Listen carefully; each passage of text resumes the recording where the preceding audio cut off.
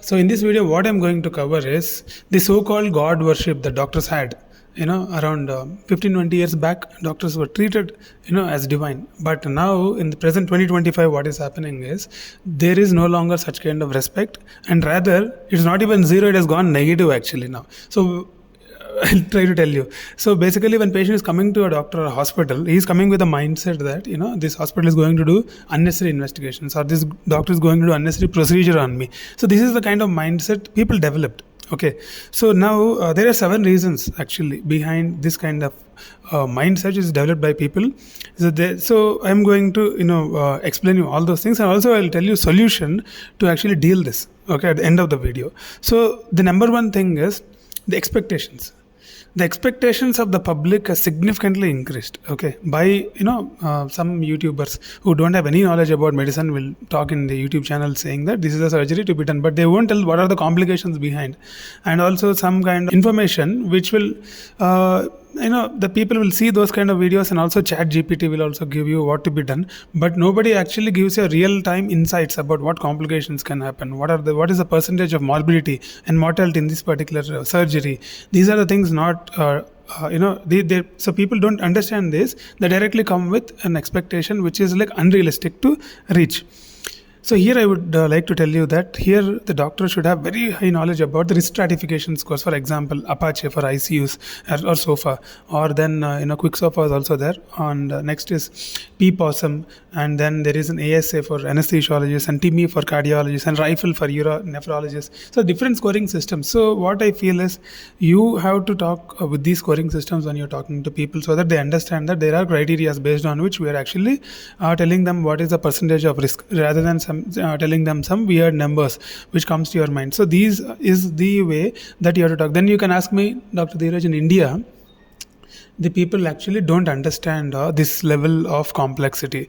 So if the patient is educated, he will understand. If patient is not educated, his son or a grandson, whoever brought them to the hospital, would understand if you try to tell, and then they will convey that to patient party. So this is one way of doing, and eventually this is what is being done in Western world. No? Eventually we are following them. So our country also, if you start doing all these things, then they will gain some trust, because they will understand that you are showing some criteria and all to them.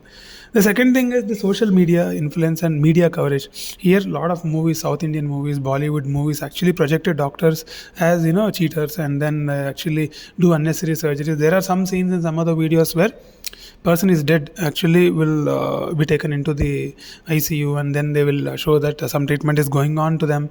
And then so these are the things actually will subconsciously influence the people, because the power of movies, actually you don't know. The movies can actually inspire people, movies can depress people, movies can send some kind of information like this to people. So this is another very important thing.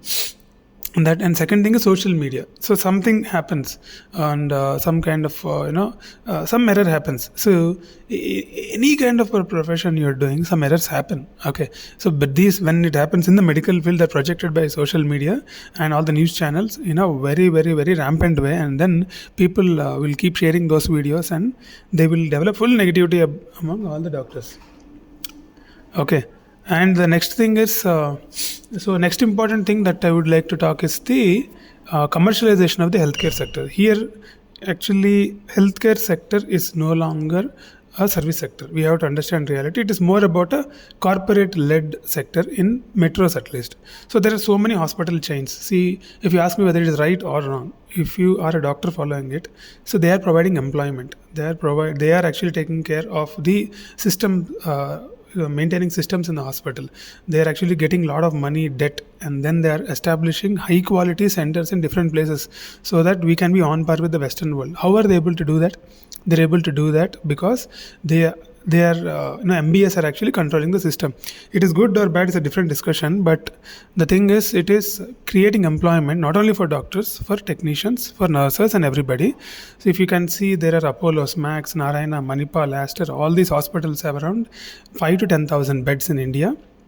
They generate anywhere between 3 to 8,000 crores in financial year. In 1 quarter 4 only, they generated this kind of revenue. So but look at the profit margins. The profit margins are between 9 to 12% only. So what happens is, when you look at these kind of profit margins, it is actually, I think a small restaurant will make more profit than this. Anyway, leave all that. So commercialization has happened in views of the general public. So they are thinking that hospital industry is minting money, but the thing is, see the profit also. So to run the enterprise, it will take a lot of things. There so many people are involved. Actually, nobody knows that. I think we have to do more videos on how corporate hospitals run, how many people are required behind the screen. Only then they will understand, because they will think only one doctor is actually enough to treat the disease. There are some 100 people working on behind him. So this is the kind of information they should receive. And next important factor is the loss of doctor-patient relationship. So what happened is, now previously when a patient is going, or a patient family is going to a doctor, what used to happen is the doctor used to know this person by name. Doctors to know this family, their family issues also. But now nobody has time for all that. Now it is more like migrant population, or immigrant population, whatever you call it. So what happens is, for example, in a city like Bangalore, the people who are actually staying here would actually shift. So this particular set of people who are following that doctor, maybe they get transferred to, or some IT people would be there. They go to Meda and Gurgaon area. When they go to Gurgaon, they go to Medanta. When they go to Gurgaon, they go to Fort for FMR there. Fortis Hospital there. So like that, there is a migrant population here. So there is no fixed population going to a doctor like before. Some fixed population would be there, but 50 to 60% is a migrant population. So the relationship and bonding is not happening in the present. So always a patient goes with a doubt. So that is another major reason. And rising medical costs is another thing. So basically healthcare is expensive. When you are paying that bill, you'll understand the pain behind that. So why is it happening? Because every year in India, 2021 statistics are showing 14 to 16% inflation in healthcare. Okay, and unfortunately in India the insurance is not penetrated, so 62% pay with the cash. So when you're paying in cash, you'll understand the pain behind the bill. So this is the main problem. This is in Western countries, insurance coverage is there, so they don't have to pay from the pocket. Here, when you're paying from the pocket with hard-earned money and lakhs, then they will obviously develop some kind of a frustration. That also will be shown on doctor only. It won't be shown on the hospital. So that is another thing. 7. Deteriorating healthcare infrastructure, or I will tell non-homogeneous healthcare infrastructure in India is a big problem.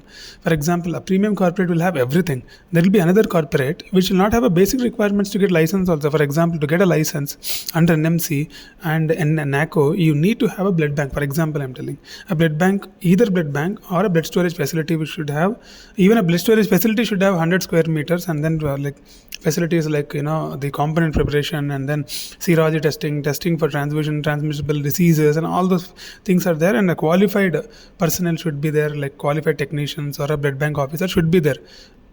Most of the Indian hospitals who are located in the tier 2 and tier 3 wouldn't be having. They would be relying on blood banks from other hospitals. So these kind of centers, if something goes wrong, recently in Jaipur, one of the hospital, one patient developed a PPH and they were not able to arrange blood. So then it became a major issue. I don't want to name the hospital, but these kind of things are happening.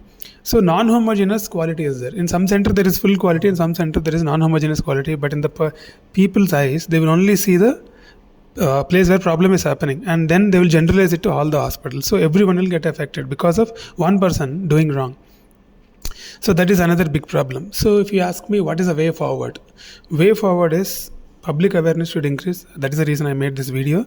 And then to tell that, this is a non-homogeneous. There are some centers which are very good. That is, you should do the research and go. And, I think legal aspects and those things, and NMC also should be strict and get the homogeneity in the care. Okay. And then next important thing is the other areas where media and movies and other things should stop actually framing doctors as villains in all these things. And the next thing is, as if you ask me, all these are not in your control. No? All these are in the control of, not in, like outside your control. So the best thing is, you as an individual doctor, you give the quality of care, you talk well to them, you make them feel that you're giving importance to them, empathy and compassion. These are the things you have to show. And at least from your side, you do that. And if some administrators are watching this video, and then if they feel that the doctor's respect is coming down, then if they feel, then they will make these changes. That is the reason I'm doing this particular video. So thank you guys. In this situation, who is trapped? The doctor is trapped in between all these things, because neither the nurse or a technician or the management guy will be beaten. Only the doctors are always targeted in any kind of incident which happens in the hospital, because people think doctor is the face of anything. So that is the major important problem. So thank you guys for following the video till now. If you like the video, then subscribe to the channel and share the video with multiple people. Thank you very much.